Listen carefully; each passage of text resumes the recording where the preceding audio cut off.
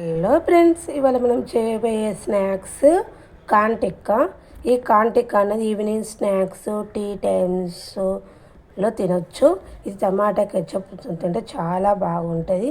ఇది ఎలా తయారు చేయని వీడియో మొత్తం చూడండి.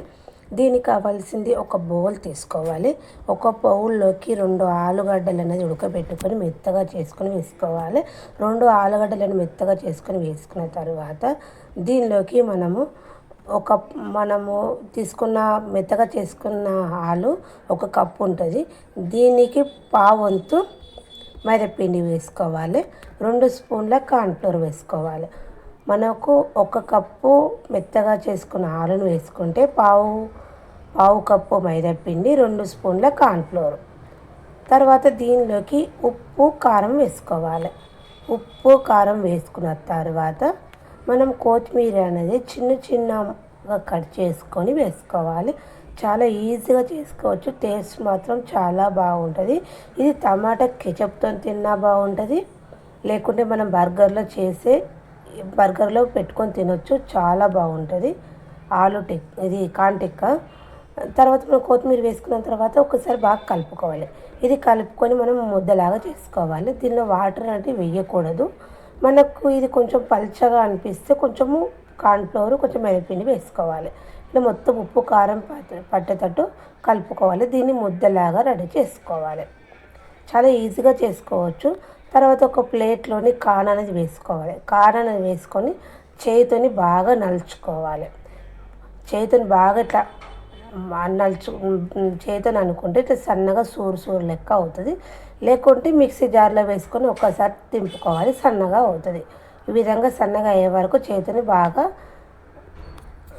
నలిస్తేనే మంచిగా ఇట్లా మనం చేతిని బాగా కలుపుతుంటే ఇట్లా నలుస్తుంటే బాగా సన్నం అవుతుంది. ఇలా తయారు చేసుకొని పక్క పెట్టుకోవాలి. తర్వాత ఇప్పుడు ఇంతకుముందు మనము పిండి కలుపుకొని పక్క పెట్టుకున్నాం కదా. ఈ పిండి అనేది ఒక 15 minutes నానితేనే మంచిగా ఉప్పు కారం అనేది పడుతుంది.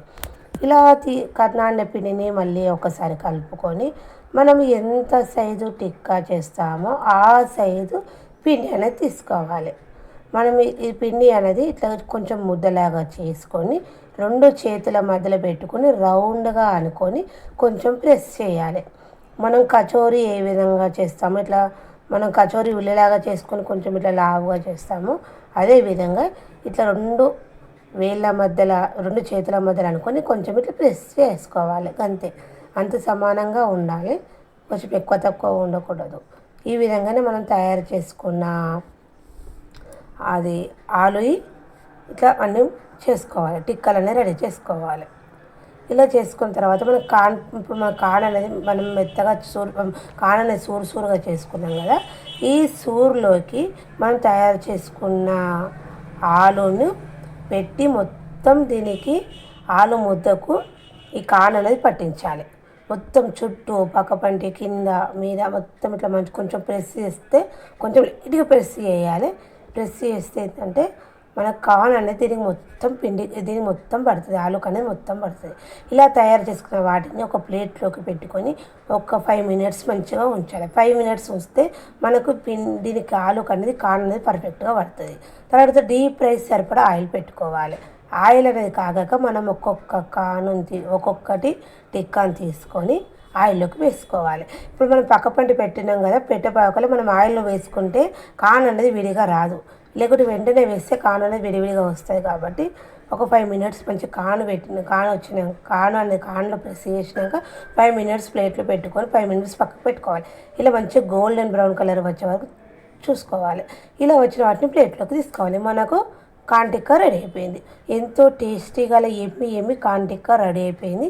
ఈ టమాటా కెచప్తో తింటే బాగుంటుంది. Okay, bye friends.